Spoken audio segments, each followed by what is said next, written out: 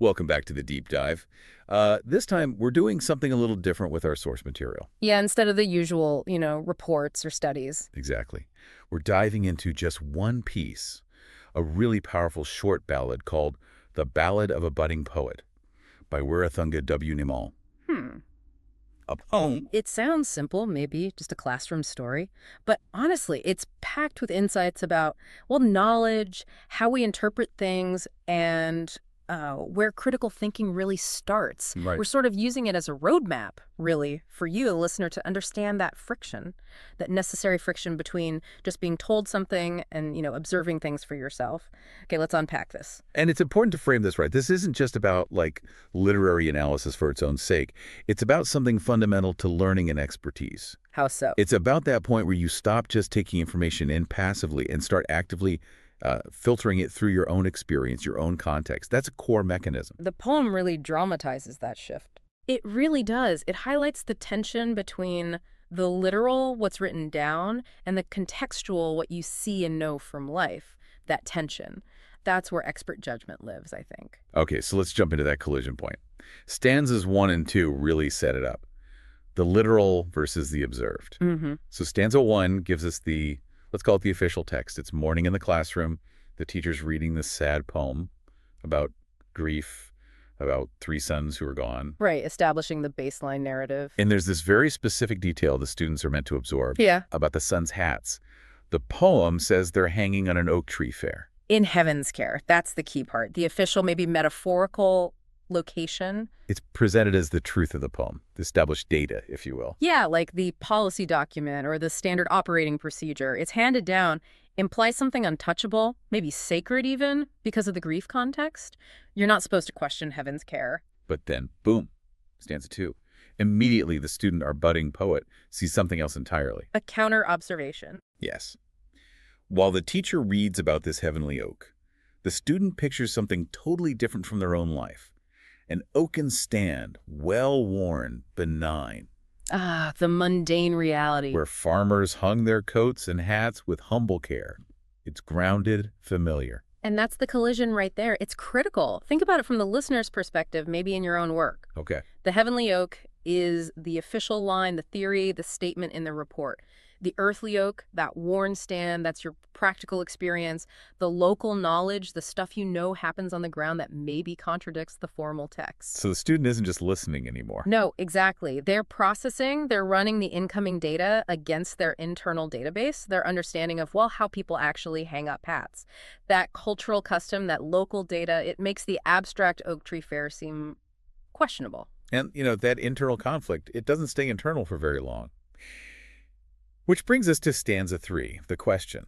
This is where observation really turns into active, critical thought. It's such a powerful moment in the poem because the student doesn't just dismiss the teacher's poem, they offer an alternative interpretation based on context. They actually stand up, right? The poem says, with trembling lips and burning cheek, you can just feel the anxiety of challenging the teacher, the authority figure. Oh, absolutely. That physical description is perfect. It captures the vulnerability of putting forward a different view. And the hypothesis itself is put so carefully, softly even.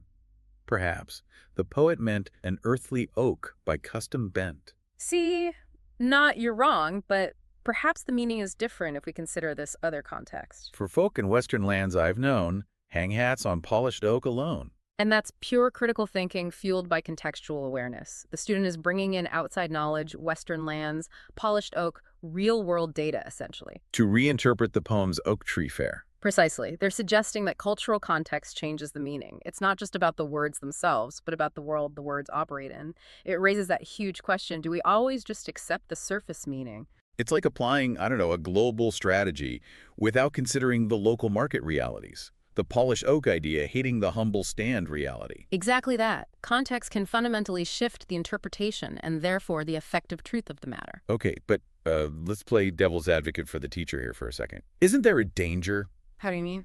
Well, the teacher represents sort of the established knowledge, the need for some kind of rigor, right? If everyone just interprets things beyond the words based on their own context, doesn't it all fall apart? That's the tension, absolutely. And the teacher's reaction in stanza 4 shows that, Her eyes were flame. That's strong language. Yeah, not happy. And she hits back with the ultimate institutional challenge, the demand for proof. And how, she said, could you declare this secret thought? Were you there? Oof. That question, were you there? Yeah. Demanding empirical evidence, firsthand witnessing. It's the classic pushback against intuition or interpretation that deviates from the official record. She's defending the integrity of the source text as presented. And think about the pressure. The poem mentions the whole class watching, faces wide. It's not just an intellectual challenge anymore. No, it's social. It's psychological. It's that fear every learner, every innovator faces when they suggest something new against the established way. Conformity feels much safer. That question, were you there? It's almost designed to shut down insights that you can't footnote, that don't have that hard, verifiable proof. Right. It forces the student into a corner. They can't provide a citation for their feeling, for their interpretation based on cultural understanding. They have to justify it differently, philosophically almost. Which leads us right into the next part, the core justification. Stanza 5 is where the student makes this incredible pivot. It's a beautiful moment. Faced with that demand for empirical proof, were you there? Yeah. The student doesn't back down, but they don't offer proof in the way the teacher expects. Yeah. They answer, the poem says, crying softly. Which, again, shows the emotional weight of this moment. I said so, for I have gone there, beyond the words, beyond the air. And there it is. Beyond the words, beyond the air. That's the claim. It gets really interesting here. What does that mean, gone there? It's the student claiming a different kind of access to truth. Not geographical access, but interpretive, maybe empathetic access.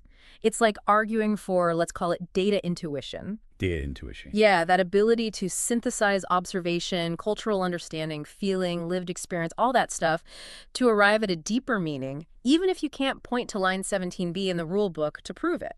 So it's about connection, not just literal translation. Exactly. The student is basically defining poetry, or maybe art, or even deep understanding itself, as this space where life and poem gently blend. And the hats.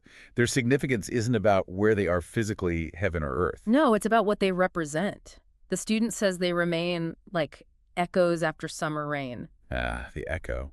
That's powerful. It really is. The physical location, the oak stand versus the oak tree, becomes secondary. What matters is the enduring presence, the legacy, the echo of the lost sons, the grief. The emotional truth overrides the literal detail. So if you're analyzing, say, complex data, You might need to look past the precise location of a data point on a chart and ask, what's the underlying echo? What systemic issue or lasting impact does this point towards? The student is prioritizing that meaning, that connection. it's about blending the objective facts, the truth, with that resonance, the wisdom, the dream, where truth and dream entwined their power. Perfectly put. The heavenly oak may be the correct detail within the poem's literal text, but it was the earthly oak, the student's own point of reference, that provided the connection, the way in to understanding the poet's deeper feeling. It's like those market analysis reports you mentioned. The official numbers, the heavenly oak, might look fine. But your gut, your context on the ground, your understanding of the cultural context, the earthly oak, might be telling you something different, something the numbers haven't caught yet. So you need both. You need to be brave enough to bring that earthly observation to challenge or enrich the heavenly text. You do, even if it means facing the teacher's flame. And the result of this profound kind of philosophical defense, what happens in the classroom? Silence. Stanza 6 is just devastatingly effective. A hush then fell, no word was said. The sunlight crowned each lowered head. Wow. Just silence. But it's not an empty silence, I think. It's not dismissal. It feels like recognition. A moment where everyone in that room, maybe even the teacher, grasps that the student's interpretation, that blended truth, offered something deeper than the initial instruction. So the authority wasn't necessarily overthrown. No, but maybe expanded. Or the understanding of what constitutes a valid insight was broadened. It's the moment the institution acknowledges, even implicitly, that real learning has to make space for this kind of challenge, for intuition. And the epilogue kind of seals it, right? It looks at the long-term impact of that one silent moment. Yeah, it says that incident seeded the soul. It showed that words are worlds, that our hearts, our understanding can see beyond the oak to poetry. Beyond the literal detail to the deeper meaning. And it draws a direct line. The poet's path, or you could say the innovator's path, the expert's path is drawn from questions asked at early dawn. Those early, perhaps naive-seeming, but crucial questions that challenge the given. Absolutely. The core insight is that the most valuable knowledge, the real breakthroughs, often start when someone dares to question the literal, to force that blend between the official text and their own observed reality. You need that friction. Okay, so let's wrap this up. What does this all mean for you listening? Whether you're dealing with technical docs, research papers, company policy. Anything complex, really. Right. This ballad gives us a kind of model for how insight develops. One student's observation of the simple earthly oak challenges the official text, the heavenly oak, and the result isn't just rejecting one for the other. No, it's about finding a way to blend them, to see how reality and the abstract representation of reality can inform each other. It leads to a much richer understanding. So the practical takeaway. When you're faced with information, with data, with instructions, don't just look for what's literally factually presented. Don't just follow the procedure blindly. Ask yourself, where do the facts and the meaning, the context, the lived experience, where do they gently blend? Trust your own observations, your expertise. Yes. Trust your earthly oak. Use your accumulated knowledge, your intuition, your understanding of the local custom or the real-world application to inform how you interpret the official heavenly care statement. Be ready to suggest that maybe the earthly oak perspective is missing. Your job is often to build that bridge. Right. Because, as the poem suggests, maybe the most valuable insights start with that daring question, the one that seems to challenge the status quo. So here's something for you to mull over. Yeah. What established heaven's care assumption in your own field?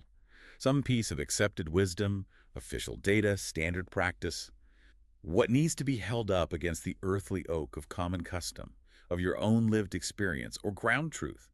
What comparison might reveal a necessary, deeper truth that everyone else is missing? That's a good challenge. That's the thought for this week. Thanks for diving deep with us. Thank you very much for watching. Please like and subscribe my channel.